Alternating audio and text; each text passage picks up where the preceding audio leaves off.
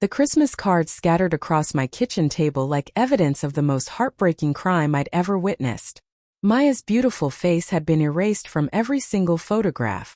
6-year-old Maya, my precious granddaughter, wiped from existence as if she'd never been part of our family at all.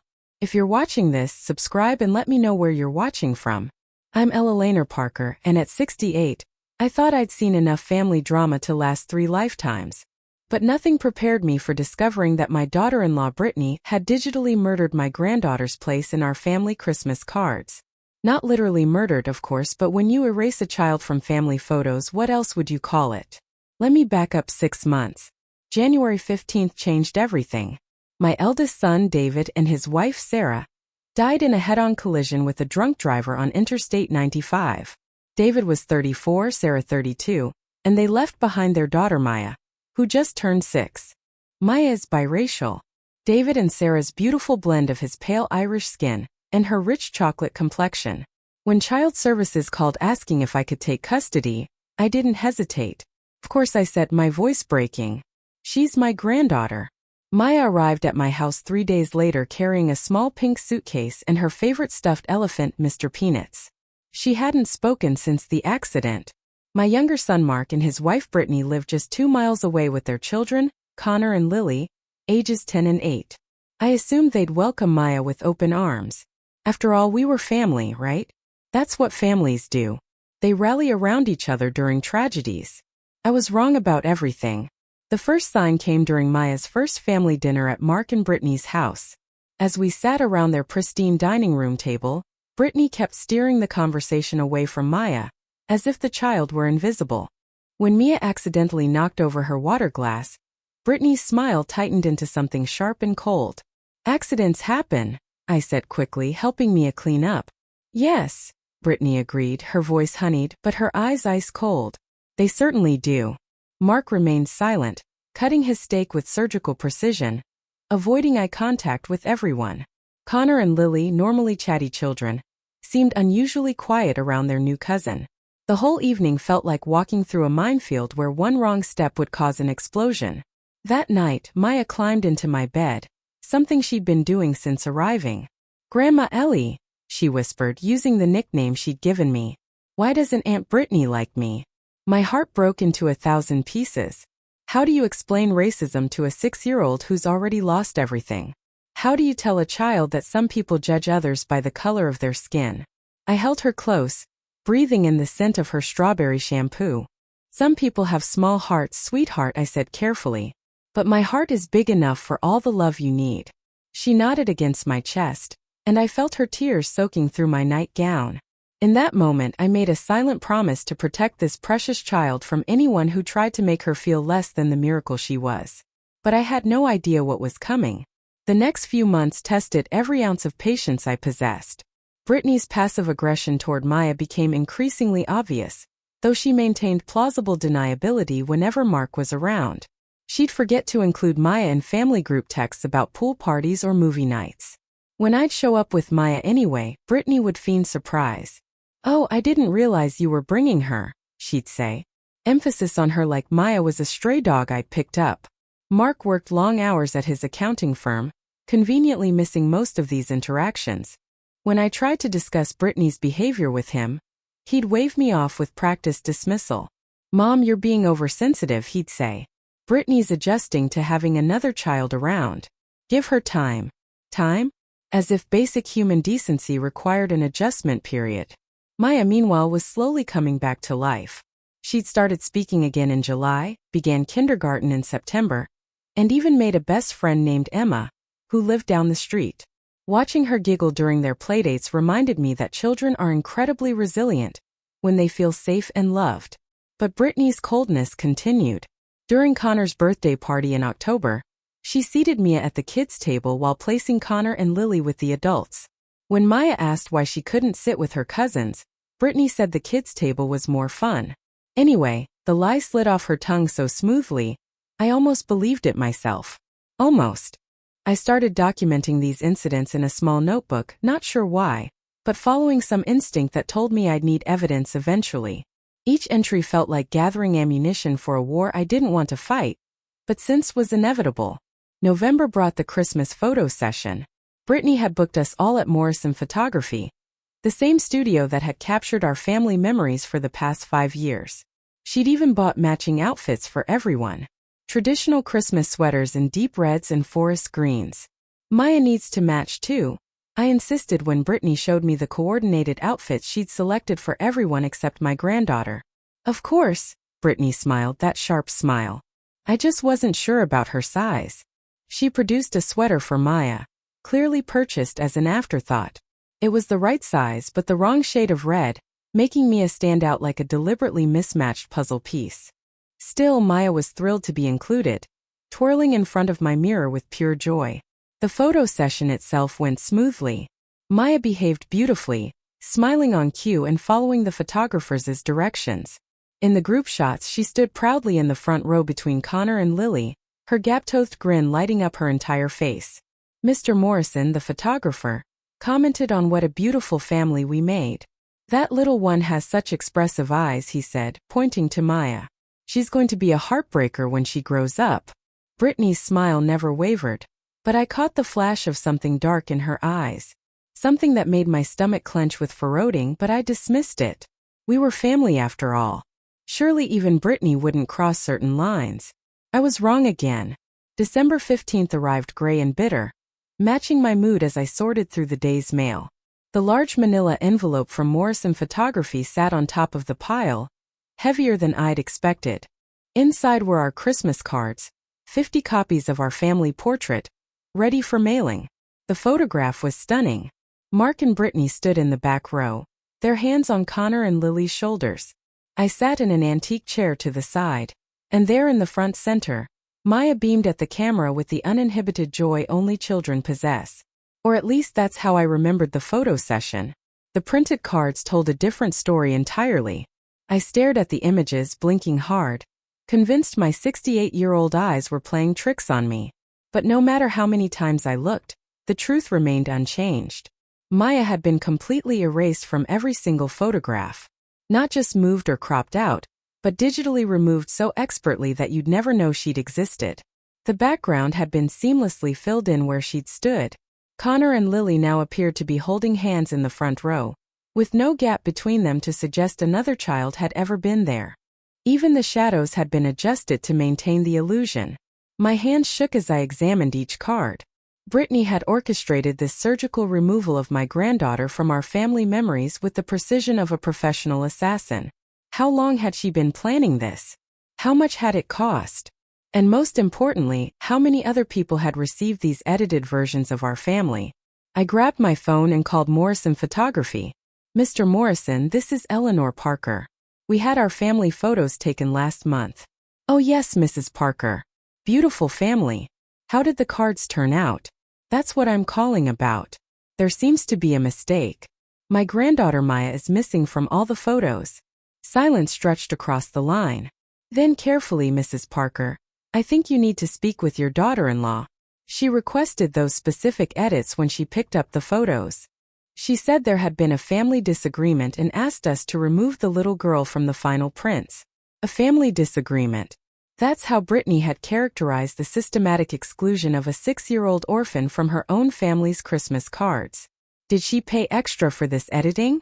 I asked, my voice barely controlled. Yes, ma'am. Digital retouching runs about $300 for that level of work. $300. Brittany had spent $300 to erase Maya from existence. That kind of hatred doesn't happen overnight. It furs and grows until it becomes an obsession. I hung up and sat in my kitchen, surrounded by evidence of the most calculated cruelty I'd ever witnessed. 50 Christmas cards announcing to the world that Maya Parker didn't exist, had never existed, would never be acknowledged as part of our family. The front door burst open, and Maya bounded in from her after-school program, cheeks red from the December cold. Grandma Ellie, Emma's mom says we can have a sleepover this weekend if it's okay with you. She stopped short when she saw the cards scattered across the table. Her eyes widened as she took in the images, her young mind struggling to process what she was seeing. Grandma, she whispered, picking up one of the cards with trembling fingers. Where am I?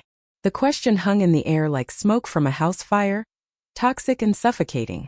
Maya stood beside my kitchen table, holding our family Christmas card, her 6-year-old mind trying to make sense of her own disappearance. "I was there," she said, her voice small and confused. "I remember standing right there between Connor and Lily. We were all wearing red sweaters. I wanted to lie to protect her innocence a little longer, but Maya had already lost too much. She deserved the truth even if it was ugly. Yes, sweetheart. You were there. Someone removed you from the pictures on purpose." Her eyes filled with tears. "Who would do that? Why don't they want me in the family pictures?" The raw pain in her voice nearly broke me. How do you explain evil to a child? How do you tell them that someone who should love them chose hatred instead? "Some people are scared of differences," I said carefully, pulling her onto my lap. "Your Aunt Brittany is one of those people, but that says nothing about you and everything about her." Maya studied the card again, tracing the empty space where she should have been. "Do other people think I don't belong in our family, too? The only opinions that matter are from people who love you," I said firmly. "And I love you more than all the stars in the sky." She nodded. But I could see the damage was done. A seed of self-doubt had been planted by Brittany's cruelty, and I knew from experience how quickly those seeds could grow in a child's heart. That evening after Maya went to bed, I called Mark. He answered on the 4th ring, sounding distracted. "Mom, I'm in the middle of something. Can this wait?" "No, it cannot wait. We need to talk about the Christmas cards." Silence, then wearily. "What about them?" "Don't play dumb with me, Mark. Your wife paid $300 to have Maya digitally removed from our family photos. Your daughter, my granddaughter, has been erased from existence." Another pause. "Mom, I'm sure there's a reasonable explanation." "The reasonable explanation is that your wife is a racist who can't stand having a biracial child in her perfect white family portrait." "You're being dramatic." Those 4 words ignited something dangerous inside me. Dramatic. The same dismissive term he'd used every time I tried to discuss Brittany's treatment of Maya. The same word men had been using to silence women's legitimate concerns for decades. "Mark James Parker," I said, using his full name like I had when he was 10 years old and tracking mud through my clean kitchen. "I am not being dramatic. I am being factual. Your wife committed an act of psychological violence against a 6-year-old orphan, and you're going to defend her." "It's complicated, Mom. Brittany's been under a lot of stress. We've all been under stress. I lost my eldest son. Maya lost both parents. But you don't see us taking it out on innocent children." I could hear him breathing on the other end, could practically see him running his hands through his hair the way he did when cornered. "What do you want me to do?" he asked finally. "I want you to be a man and stand up to your wife. I want you to demand she apologize to Maya and order corrected Christmas cards that include your niece. I'll talk to her. You'll do more than talk. Mark, you'll act, because if you don't, I will." 2 days passed without a word from Mark or Brittany. Not a phone call, not a text, not even the courtesy of acknowledging they'd received my ultimatum. Their silence spoke volumes about where their loyalties lay. And it wasn't with Maya. I spent those 2 days formulating a plan. At 68, I'd learned that sometimes the only way to deal with bullies is to become something they fear more than their own hatred. Brittany wanted to play games with our family. Fine. But she was about to discover that I'd been playing family politics since before she was born. On Thursday morning, I drove to Morrison Photography and requested copies of the original unedited photographs. Mr. Morrison, clearly uncomfortable with the situation, printed them immediately. "Mrs. Parker," he said as he handed me the envelope, "I want you to know that in 30 years of family photography, I've never had a request like this." "It troubled me deeply, as it should," I replied. "Thank you for your honesty and your help." My next stop was FedEx office, where I had the original photos blown up to poster size. The young man behind the counter, probably no older than Maya's father had been, looked at the images with genuine admiration. "Beautiful family," he commented as he processed my order. "That little girl in front has such a sweet smile." "Yes," I agreed, my voice tight with emotion. "She does." That afternoon, Maya came home from school quieter than usual. She'd started asking questions about the Christmas cards, wanting to know if we were still sending them to relatives. I deflected as best I could, but children have a way of sensing when adults are keeping secrets. "Grandma Ellie," she said while we decorated sugar cookies, Are we having Christmas dinner at Uncle Mark's house this year? The annual Christmas dinner. I'd completely forgotten about Brittany's precious family tradition. The elaborate meal she planned for weeks and photographed extensively for her social media accounts. This year's dinner would include extended family, Mark's colleagues, and several of Brittany's closest friends. A perfect audience for what I had planned. Yes, sweetheart, we are. Will Aunt Brittany be nice to me?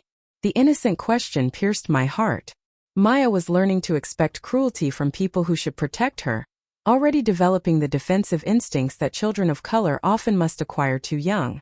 I can't control how Aunt Brittany acts, I said carefully, but I can promise you that Grandma Ellie will always stand up for you. She nodded solemnly, her small fingers working carefully to place chocolate chips on her cookie. Such a serious expression for such a young face. Friday evening, Mark finally called. Mom, Brittany and I have discussed the situation. Have you now? She feels terrible about the misunderstanding with the photos. It was never her intention to hurt Maya's feelings. Misunderstanding. As if accidentally ordering a child's digital execution could happen by mistake. What exactly does she intend to do to fix this misunderstanding? Well, it's too late to order new cards this year. But next year she promises to be more careful about the photo selection process.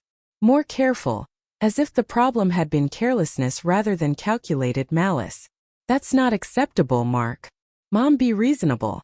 The holidays are stressful enough without creating unnecessary drama. There was that word again, drama. As if protecting my granddaughter's dignity was some kind of theatrical performance rather than basic human decency. You're right, I said finally. The holidays are stressful. But don't worry about creating unnecessary drama, son. I'll handle that part myself. Christmas morning dawned crisp and bright with that particular quality of light that makes everything look like it's been dusted with diamonds. Maya woke up at 6:30, bouncing into my bedroom with the infectious excitement only children possess on Christmas Day. Santa came. Santa came. He ate the cookies and left a note. I smiled, remembering how I'd carefully nibbled the edges of the sugar cookies we'd left out and written a thank you note in my best Santa handwriting. Maya had been worried that Santa might not know her new address, a concern that had broken my heart all over again. We spent the morning in our pajamas, opening presents and drinking hot chocolate with way too many marshmallows. Maya loved everything, from the art supplies to the new winter coat to the chapter books I hoped would fuel her love of reading. But her favorite gift was a silver locket with space for 2 photos. It's for pictures of Mommy and Daddy, I explained, helping her clasp it around her neck so they can always be close to your heart. She touched the locket gently, her eyes bright with tears and joy. Thank you, Grandma Ellie. It's perfect. At 2 o'clock, we arrived at Mark and Brittany's house for Christmas dinner. Their home looked like something from a magazine spread with perfectly coordinated decorations and a dining room table that could have been featured in Better Homes and Gardens. Brittany had outdone herself this year, probably because she had an audience to impress. The guest list included Mark's business partner, Robert, and his wife Linda, Brittany's sister Jennifer and her husband Tom, plus their teenage daughter Ashley. Mark's colleague Dave and his new girlfriend Christine rounded out the group. All white, all upper middle class, all exactly the kind of people Brittany wanted to associate with. Maya looked beautiful in the red velvet dress I'd bought her. Her hair styled in neat braids with matching ribbons. She greeted everyone politely, her manners impeccable despite her young age. But I noticed how Brittany's friends barely acknowledged her, their eyes sliding past her as if she were invisible, just like in the photographs. Dinner conversation flowed around topics I'd heard 1,000 times before. Property values, vacation plans, children's achievements, work promotions. Maya sat quietly beside me, occasionally adding a comment when directly addressed, but mostly just observing. She was learning to read social cues, understanding instinctively that she wasn't truly welcome in this gleaming world of Brittany's creation. After the main course, as Brittany served her famous tiramisu, Robert's wife, Linda, mentioned Christmas cards. Brittany, your family photo was absolutely gorgeous this year, she gushed. Such a perfect representation of your beautiful family. Brittany beamed, accepting the compliment as if she'd personally arranged everyone's genetics. Thank you, Linda. Morrison Photography always does such excellent work. Maya looked up at me, confusion clouding her features. I squeezed her hand under the table, offering what comfort I could. But the moment was coming and we both knew it. Did everyone get their cards? Brittany asked the table. I sent them out to about 60 families this year. 60 families. 60 copies of Maya's eraser had been distributed throughout their social circle, announcing to the world that my granddaughter didn't exist. They were beautiful. Jennifer agreed. Connor and Lily looked so grown up. No mention of Maya. Not from anyone. As if the child sitting right there at the table was a ghost that only I could see. That's when I stood up, walked to the hall closet where I'd hidden my surprise, and returned with a large wrapped package. Brittany, I announced, my voice carrying clearly through the suddenly quiet dining room. I have a Christmas gift for you. She looked pleased but puzzled as I placed the package in front of her. Eleanor, you didn't need to bring me anything. Oh, but I did. I smiled, my voice warm as honey and twice as deadly. This is something I think everyone should see. Brittany's manicured fingers worked carefully at the wrapping paper, her audience watching with polite interest. The dining room had gone quiet, except for the soft classical music playing in the background and the gentle scrape of dessert forks against china. Eleanor, this is so thoughtful, Brittany murmured, though I caught the slight tension in her voice. She could sense something was different about me tonight. Some shift in the family dynamics that set her predatory instincts on high alert. The wrapping fell away to reveal a large picture frame. Face down, Brittany lifted it, turned it over and froze. Her face went from Christmas morning pink to ash gray in the span of a heartbeat. The frame contained 2 photographs side by side. On the left, the original Morrison photography family portrait with Maya standing proudly in the front row, her gap-toothed grin lighting up the entire image. On the right, the digitally altered version Brittany had distributed with Maya erased so completely that she might never have existed. The silence that followed was the kind you hear right before a tornado hits, when even the birds stop singing, and the air itself seems to hold its breath. What is this? Brittany whispered, but her voice carried clearly through the quiet room. Your Christmas gift, I replied pleasantly, as if I'd given her a lovely scarf or a bottle of wine. I thought everyone should see both versions of our family Christmas card.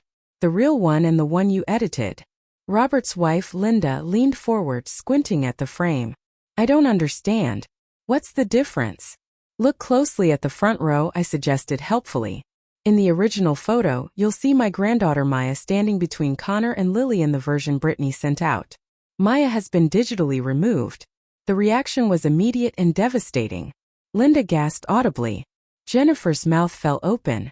Dave's girlfriend actually pushed back from the table, as if the frame contained something contagious. Mark had gone completely still, his fork suspended halfway to his mouth, tiramisu dripping onto his plate. Mom, what are you doing? I'm giving your wife exactly what she wanted for Christmas, I said calmly.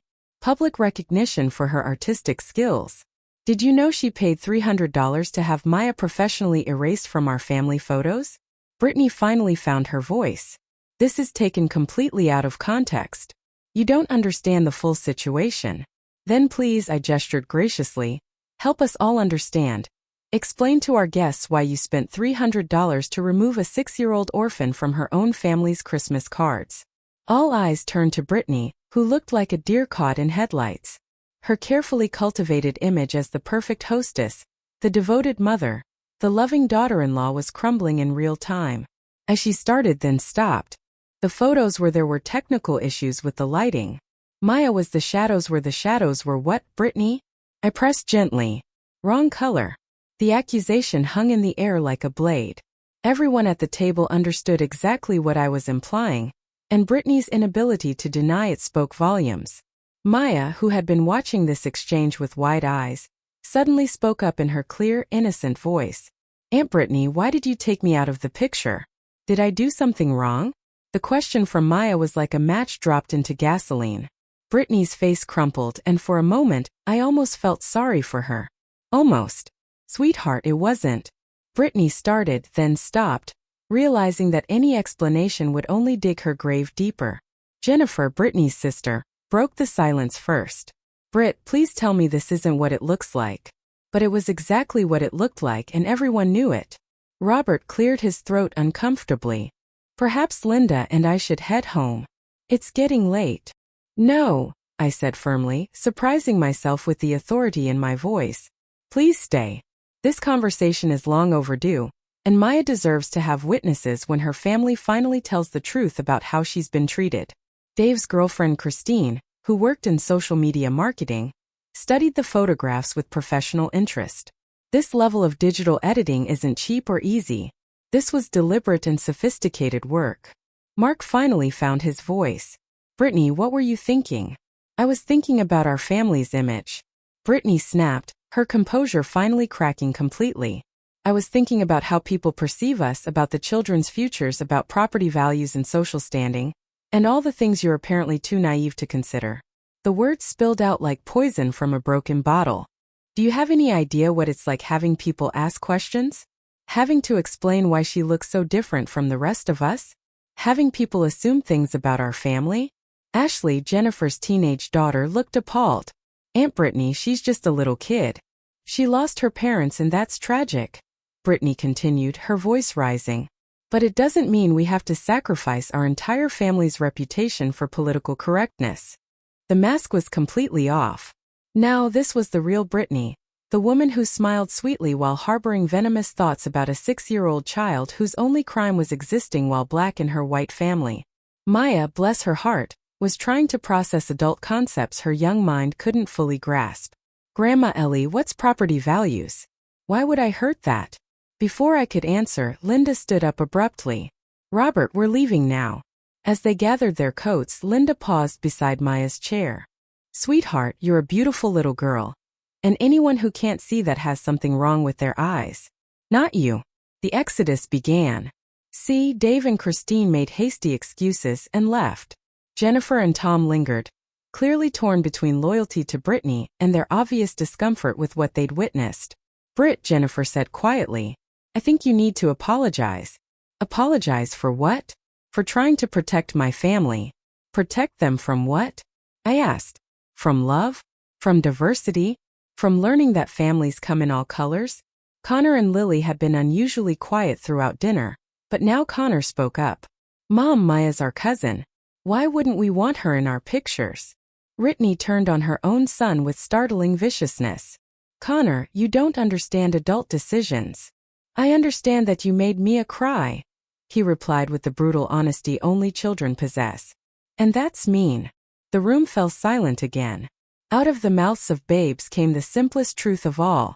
With most of the guests gone, the remaining family sat in Brittany's perfect dining room like survivors of a social catastrophe. The beautiful table setting, the gourmet meal, the carefully orchestrated evening had all been destroyed by 2 simple photographs and one grandmother's refusal to stay quiet. Mark sat with his head in his hands, finally forced to confront what his wife had become. Connor and Lily looked confused and upset, their mother's behavior clearly troubling them. Jennifer and Tom exchanged worried glances, obviously debating whether to stay or flee. Maya climbed onto my lap, seeking comfort. Grandma Ellie, I want to go home. Of course, sweetheart, I stood, lifting her with me. Mark, we'll be leaving now. Mom, wait. Mark looked up, his face haggard. We need to talk about this. No, we don't. We needed to talk about this months ago when I first told you about Brittany's treatment of Maya. But you chose to dismiss my concerns as drama.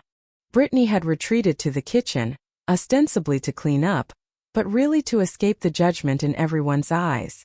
I could hear her aggressively loading the dishwasher, the sound of expensive china clinking dangerously. What happens now? Jennifer asked quietly. Now Brittany faces the consequences of her choices, I said simply. And Maya learns that she has at least one person in this family who will always fight for her. As I gathered our coats, Connor approached hesitantly. Grandma Eleanor, is Mia really not coming to family dinners anymore? The pain in his young voice broke my heart. These children were being torn apart by their mother's hatred, forced to choose sides in a war they didn't understand.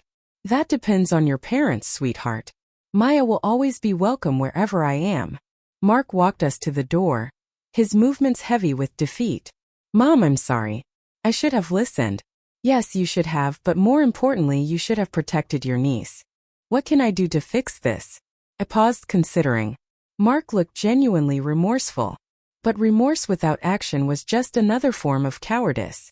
First, you can demand that Brittany get counseling for her obvious racism. Second, you can order new Christmas cards with Maya included and send them to everyone who received the edited versions. Third, you can have a serious conversation with Connor and Lily about family values and acceptance. And if Brittany refuses, I looked at my younger son, this man I'd raised to be better than this, and felt a deep sadness for what he'd allowed himself to become. Then you'll have to decide what kind of man you want to be, Mark, and what kind of father.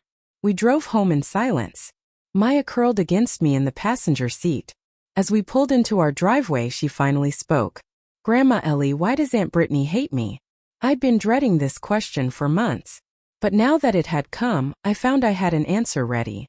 Because she's afraid, sweetheart. Some people are so afraid of anything different from themselves that they choose hate instead of love. But that's her problem, not yours. Will she ever stop being afraid? I helped her out of the car. This wise little girl who'd been forced to grow up too fast. I don't know, Maya. But I know that you don't have to wait for her to change to be happy and loved. As we walked to our front door, I realized that tonight had been both an ending and a beginning. The charade of family unity was over. But something more honest had taken its place. 3 days after Christmas, Mark called with news that changed everything. His voice was strained, exhausted, like a man who hadn't slept in 72 hours. Mom, I need to tell you something about Brittany and the photos. Maya was at Emma's house for a play date, giving us privacy for what I sensed would be a difficult conversation. I'm listening. It wasn't just the Christmas cards. After you left on Christmas night, I confronted Brittany about everything. She broke down and told me the truth about what she's been planning. My stomach clenched. What kind of planning? She's been building a case to have Maya removed from your custody. She's been documenting everything, photographing your house, researching your finances, even talking to other parents at Maya's school about your age and ability to care for a young child. The words hit me like physical blows. What? She hired a private investigator 3 months ago. She has files. Mom, photos of you looking tired at school pickup. Documentation of every time Maya got sick or had a scraped knee. Records of your grocery shopping and doctor's appointments. She's been trying to build a narrative that you're an unfit guardian. I sank into my kitchen chair. The same chair where I discovered the edited Christmas cards. On what grounds? Your age primarily. She found some legal precedent about elderly guardians being deemed unable to provide adequate care for young children. She was planning to petition the court after the new year. The cruelty was breathtaking. Not content with simply excluding Maya from family photos, Brittany had been systematically working to remove her from our lives entirely. And you knew nothing about this. Nothing. I swear, Mom. When she told me, I was so disgusted I couldn't even look at her. This isn't the woman I married. Or maybe it is. And I've been blind to who she really was. What stopped her from filing already? Mark was quiet for a long moment. The Christmas dinner confrontation. She realized that after what happened, any court case would involve testimony from witnesses who saw her behavior. Jennifer already called and told her she'd testify on your behalf if needed. Relief flooded through me, followed immediately by rage. She was going to steal Maya away from the only stable home she's known since her parents died. There's more. Mom, I found financial records. She's been paying for the private investigator with money from Connor and Lily's college funds. She spent over $8,000 trying to destroy you and Maya. $8,000. The price Brittany had placed on her hatred was exactly $8,000 of her own children's future. Mark, I need you to get me copies of everything. Every photo, every report, every document she compiled already done. I'm bringing them to you tonight after the kids go to bed. After hanging up, I sat in my kitchen processing this revelation. Brittany hadn't just been casually cruel. She'd been strategically vicious, planning Maya's removal with the precision of a military campaign. But she'd made one critical error. She'd underestimated the power of public shame and the loyalty of family members who actually possess consciences. That evening, Mark arrived with a thick manila folder containing the evidence of his wife's obsession. Photo after photo of me and Maya at the grocery store, at the park, outside Maya's school. Reports detailing our daily routines, my medical appointments, even my friendship with Emma's mother. She hired someone to follow you, Mark said quietly. For 3 months, everywhere you went, someone was watching and documenting. I flipped through page after page of surveillance photos, feeling violated in a way I'd never experienced. There was Maya and me building a snowman in our front yard. There we were at the library story time. There we were at her pediatrician's office for a routine checkup. This is stalking, I said flatly. I know. And when I pointed that out to Brittany, she said she was protecting the family from a custody situation that could embarrass us all. Even now, even caught red-handed, Brittany was spinning this as somehow being Maya's fault. Where is she now? Staying at her sister's house. I asked her to leave until I could figure out how to explain this to Connor and Lily. I closed the folder, my hands shaking with suppressed fury. Mark, this woman tried to destroy your niece's life. She spent thousands of dollars and months of effort trying to tear apart what little stability Maya has left. This isn't something you work through in marriage counseling. I know. I'm filing for divorce next week. 6 months later, I stood in my garden watching Maya chase butterflies among the flower beds we'd planted together in the spring. The morning sun caught the highlights in her hair, and her laughter rang out like music across our peaceful yard. Mark's divorce from Brittany had been swift and decisive. The evidence of her stalking and harassment campaign made negotiations simple, and Mark received primary custody of Connor and Lily. Brittany had moved to her sister's city 2 hours away, relegated to supervised weekend visits that she rarely bothered to exercise. The custody challenge against me had died before it began. When news of Brittany's surveillance campaign became public knowledge, it triggered an investigation by Child Protective Services. Instead of questioning my fitness as a guardian, they commended me for providing Maya with a stable, loving home and recommended that I continue as her legal guardian. Morrison Photography had voluntarily printed and mailed corrected Christmas cards to everyone on Brittany's original list free of charge. Mr. Morrison included a personal note explaining that an error had been made in the initial printing. Most people understood exactly what kind of error he meant. Connor and Lily now visited us every other weekend, their relationship with Maya growing stronger without their mother's toxic influence. They were learning what family really meant. Not the superficial image Brittany had tried to maintain, but the deeper bonds of love and acceptance. Maya had started first grade at a new school, one with a more diverse student body, where her biracial heritage was celebrated rather than questioned.